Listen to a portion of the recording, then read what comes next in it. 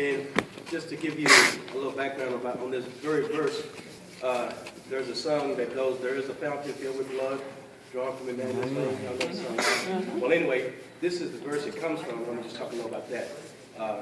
13th chapter, verse 1, is talking about, up a little further, it talks about the crucifixion, how they first, slapped Jesus in the side. But on that day, a fountain will be opened for the house of David and for the residents of Jerusalem to wash away sin and impurity on that day.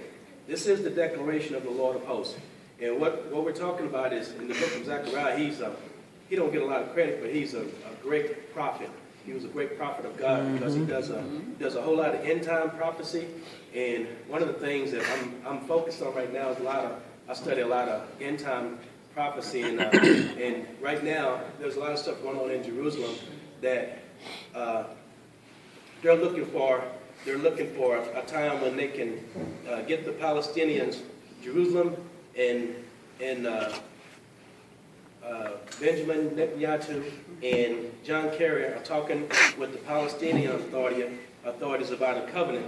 And there's some people that live in Judea, but they're in the Palestinian side, but they want to make them, in other words, if people in Mexico living in the United States, they got to go by rules.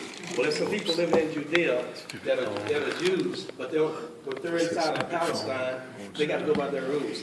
But Jesus, he said this, and I'm said all this to say this.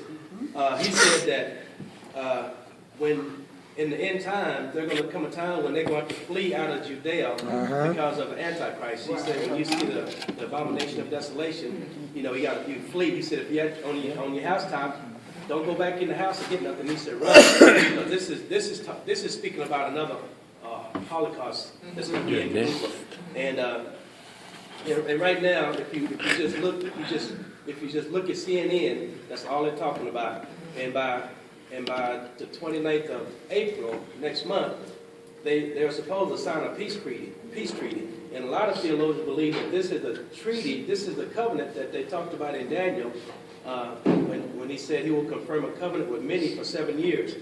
And already they're saying that the covenant that they're going to make is not going to be a permanent covenant. It's going to be an interim covenant. It's going to be an interim agreement, which is the same thing that the Bible talks about. It's not going to be anything from the covenant.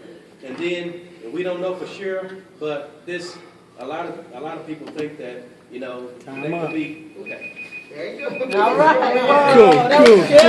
All right. I don't know. Amen.